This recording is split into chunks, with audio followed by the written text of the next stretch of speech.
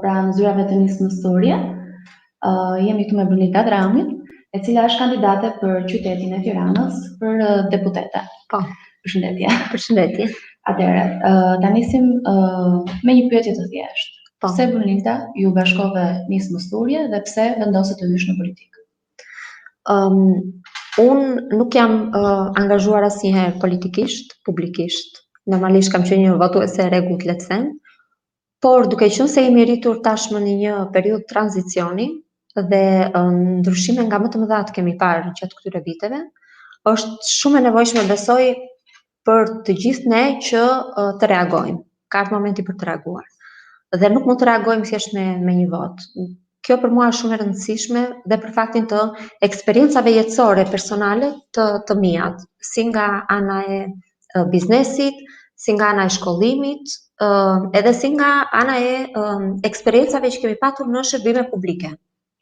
Që kjo është shumë e rëndësishme, kështu që për mua angazhimi politik është një sfidë me veten time për të patur më shumë reagim dhe të rrethit tim apo të timen personalisht. Kjo është idea. Po. Okej. Tema që ti ke për zemër dhe që ne duam të trajtojmë sot ka të bëjë me të drejtat e femrave? Po. Atëherë, do nisim një pyetje thjesht që çfarë i pengon femrat që të jenë të pavarura ekonomikisht në Shqipëri? Mund të them që kjo është një nga tema ndoshta që trajtohet shumë, por që ka pak zgjidhje. Për çfarë arsye? Për shkak dhe sepse zëri i femrës në parlament nuk është dëgjuar. Që do të thotë, ato femra që aktualisht janë përfaqësuese në parlament, më tepër kanë qenë thjesht mbështetëse të politikave të ndryshme që nuk kanë lidhje fare me zhvillimin profesional apo edhe personal të një femre. Domethënë nuk kemi parë një propozim që të ketë ardhur në kuadër ligjor për një ndihmës ndaj femrave, kryesisht atyre në nevojë. Kështu që disa pengesa që unë i shoh aktualisht për femrat në Shqipëri janë e para është përgatitja profesionale, që do të thotë, përveç zonave rurale dhe kryesisht Tiranës, sepse rrethet janë akoma ato që vuajnë, por përveç Tiranës si qytet, kemi zona rurale edhe në Tiranë, në të cilat femra nuk kemi, domethënë, vajza të cilat nuk kanë një profesion, apo janë të papërgatitura për tregun e punës. Kemi një treg pune që ecën me ritme shumë të shpejta dhe kemi vajza në të cilat nuk janë në hapin e kohës. Jo vetëm në ana e një shkollimi universitar, sepse ndoshta jo të gjithë, dhe jam shumë dakord, jam shumë mbështetëse për më tepër shkollim profesional, dhe kjo është një hap që duhet të kaloj nga ana e institucioneve. Pra pavarësia ekonomike ka të bëjë me shkollimin. Me shkollimin që është pika kryesore. Shkollim profesional apo universitar, çfarë do lloj qoftë, e rëndësishme është që femrat në Shqipëri duhet të jenë shumë të updateuara me tregun e punës. Okej? Kjo si mund të ndodhë? Kemi institucione të trajnimit profesional, të cilat janë prezente vetëm në qytete. Ndërkohë që shumica e femrave të papunësuara janë në zonat rurale, si në Tiranë, por edhe do të thosha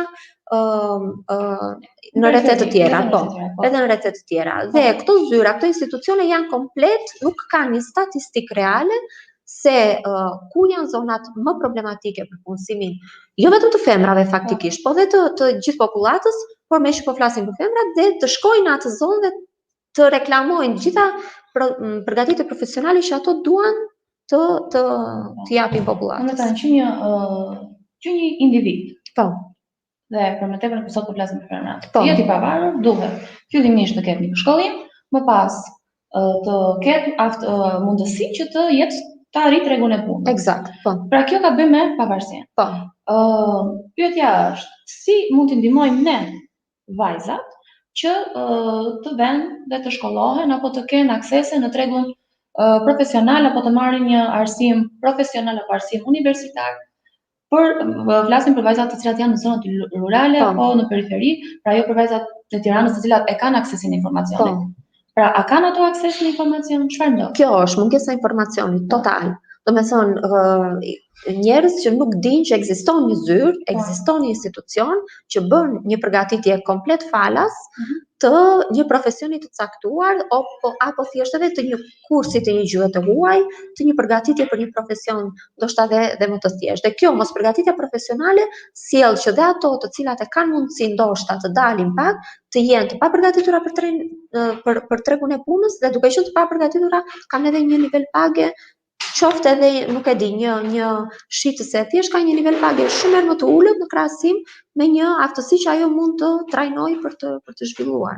Kjo është. Cilat janë statistikat? Domethënë, sa femra janë të papunësuara? Kemi ndonjë shifra? Kemi, po aktualisht nga të gjitha femrat e papunësuara, 30% prej tyre diku te 29.% janë të deklaruara të papunë në kërkim të punës, 30% të tjera janë të padeklaruara, domethënë të papunësuara për shkak sepse të impenjimeve familjare, dhe pjesa tjetër janë në leje që mund të jenë leje lindje, pensione të parakohshme apo dhe pensione pleqërie. Okej, te kjo pjesa që ndalim te pjesa që është 30% që janë për arsye familjare. Pra, femrat nuk punojnë për arsye familjare, të një impenjimi. Kemi shumë familje në shqiptare që janë numeroze, të themi atë që është, ne jemi një kom që i duam shumë fëmijët dhe normalisht kjo është për të vlerësuar, por ndërkohë nuk duhet të harrojmë që femrat që kontribuojnë në familje janë ato që kanë një punë 24 orë dhe lirshmëria e tyre dhe ekonomike do të ishte një avantazh shumë i madh për krejt familjen. Normalisht femra është e aftë që të jetë edhe nën, ne kemi diskutuar në një tjetër po këtu në Zyrën e Nisjes, është aftë jetë dhe nën, edhe bashorte, është aftë jetë edhe punësuar.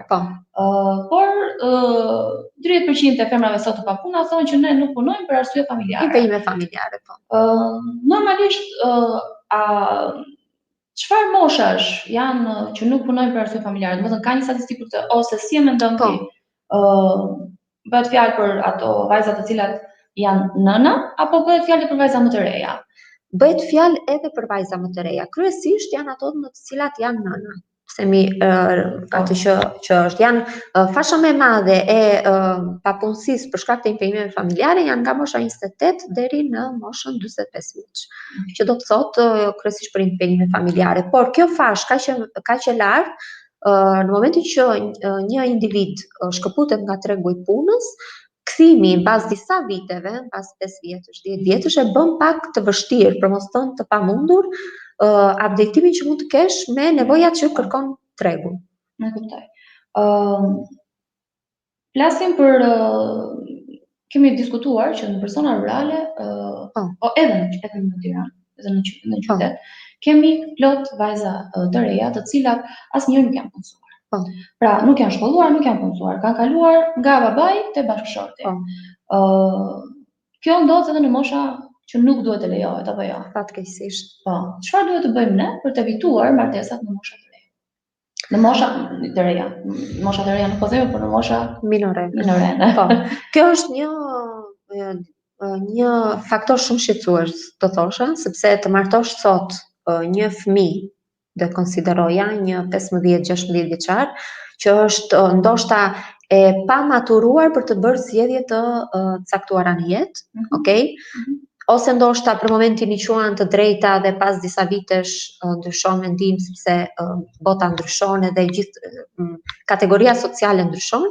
Kjo është një faktor në të cilin femrat duhet të jenë të mbrojtura. Domethënë, s'mund të kemi më një peshë familjare ose një presion familjar, shoqëror, në të cilat detyron vajzat, sidomos minorene, të martohen pa dëshirën e tyre, jo, po edhe në moshë në të cilat duhet të jenë të lira për të zgjedhur dhe për të formuar.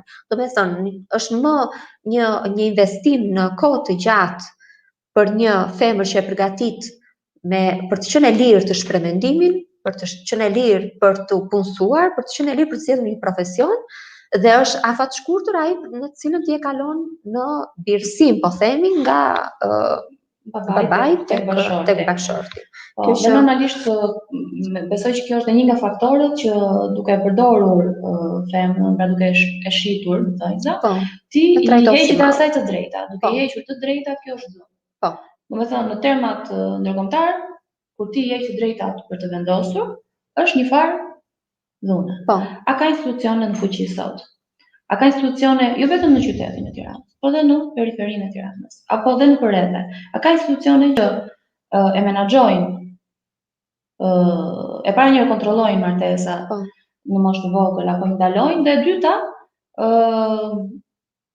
për sa i përket dhunës. Sepse normalisht kjo është një temë shumë, akoma vazhdon të jetë çdo ditë, është një temë shumë e rëndësishme. Dhuna tek femrat ekziston dhe është një faktor shumë i rëndësishëm që duhet, unë mendoj që duhet përmendur dhe duhet folur, pavarësisht se neve nuk na vjen mirë. Po. Jemi një vend i cili jemi kandidat për në Bashkimin Evropian dhe ndërkohë vazhdojmë trajtojmë akoma tema të tilla.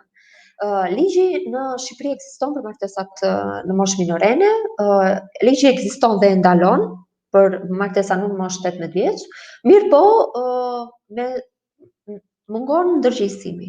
Si ndërgjegjësimi nga ana familjare, por edhe ndërgjegjësimi nga ana institucionale, do thosha. Për çfarë arsye? Shqipëria është një vend i vogël ku informacioni rrjedh nga veriu në jug në të mitat e sekondit, kështu që të marrësh vesh që sot është martuar një fëmijë në një familje shqiptare nuk është ndonjë vështirësi e madhe, se gjejmë dhe në rrethin tonë shoqëror.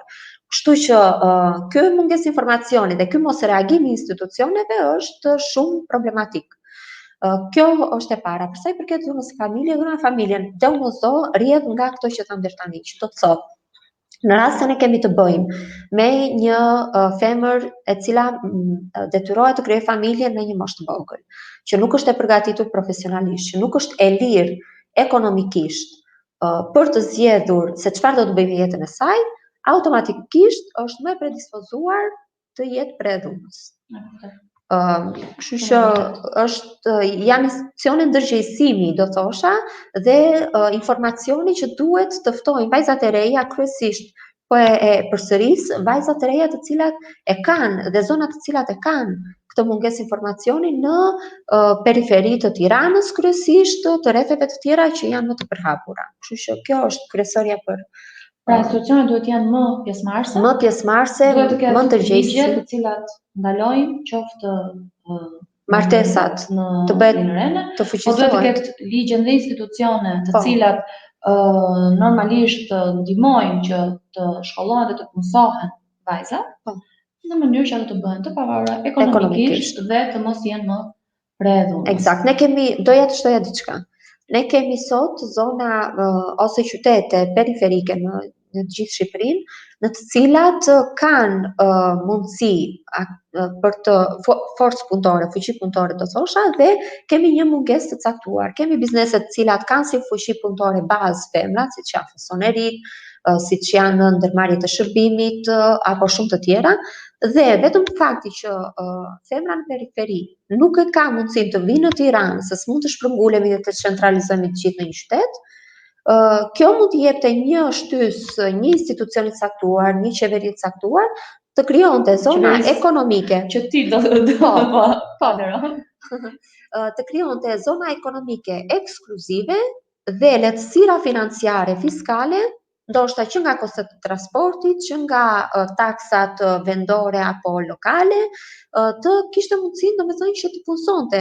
Kemi fasoneri sot që gjenden në zonat rurale të Tiranës, pikërisht për faktin që atje ka shumë femra. Fasonerit, paktën me informacionet që marrim, se kemi kolegë që punojnë, thonë që është shumë e vështirë për të gjetur punonjës, sepse nuk kanë informacion. Nuk kanë informacion, po mungon edhe liria e një femre për të shkuar në punë. Që do të thotë janë të detyruara, akoma ekzistojnë që të qëndrojnë në shtëpi. Nuk e dinë që duke u bërë të pavarura, ato kanë më shumë mundësi edhe për familjen. Të ndalemi 2 minuta për të bërë dhe një përmbledhje.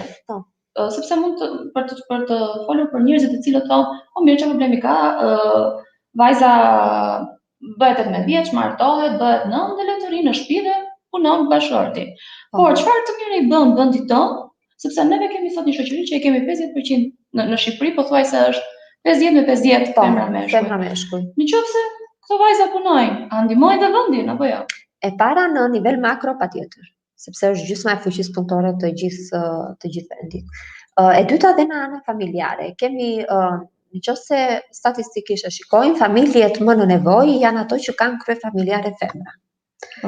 Që do të thotë në rastin një fatkeqësie familjare kur burri nuk është më apo të një divorci të mundshëm, femrat janë ato që duhet të përballen me jetën, me rritjen e familjes. Dhe këto femrat që ngelen krejt rastësisht një ditë të bukur vetëm, ja kanë shumë të vështirë ta përballojnë.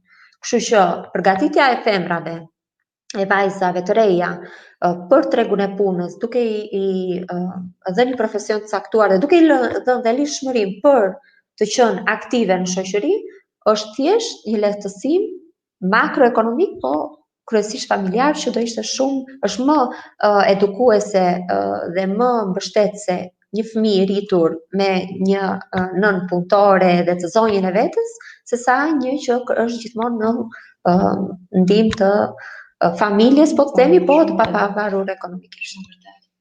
Okej, besoj pak a shumë përmblodhëm atë që do të thonim, kjo është një temë shumë e gjatë dhe do vazhdohet.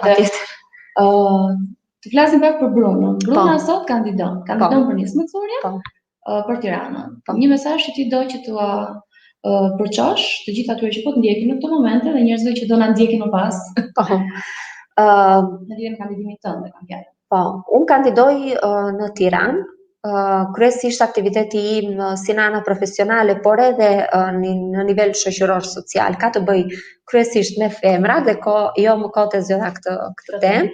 Kështu që nëse deri tani kemi pas një mungesë të theksuar të drejtës për të punuar, të drejtës për të qenë të lira në shprehje, apo në çfarë do lloj që një njeri, qoftë femër apo mashkull, duhet i ketë, por kryesisht femrat e kanë pas të pamundur të jenë të përfaqësuar në parlament, kjo do të jetë kauza ime, që do të thotë e mbroj me dëshirën më të madhe të mundshme, sepse ka një vakum total ligjor mbështetës për çështjet e caktuara me fëmijët dhe me femrat. Kështu që i ftoj gjithë kush dëshiron. Unë jam Brunilda Drami, numri 12 i fletën e votimit, nisma thurje numri 7, kështu që një kauzë shumë reale dhe shumë e fortë për të mbështetur, që fatkeqësisht deri tani nuk e ka pas këtë mundësi. Okej, votoni nismën thurje numri 7 në fletën e votimit në datën 25 prill, votoni Brunilda Drami numri 12 brenda kuadratit të nismës thurje. Dhe Brunilda do jetë në parlament për të mbrojtur të drejtat e grave, për të mbrojtur të drejtat tuaja, për të mbrojtur të drejtat e partnerëve tuaja. Faleminderit që na ndoqët sot. Ju uroj një mbasje të këndshme, na ndiqni për kandidatë të tjerë në ditët e vijim. Faleminderit. Mirupafshim. Mirupafshim.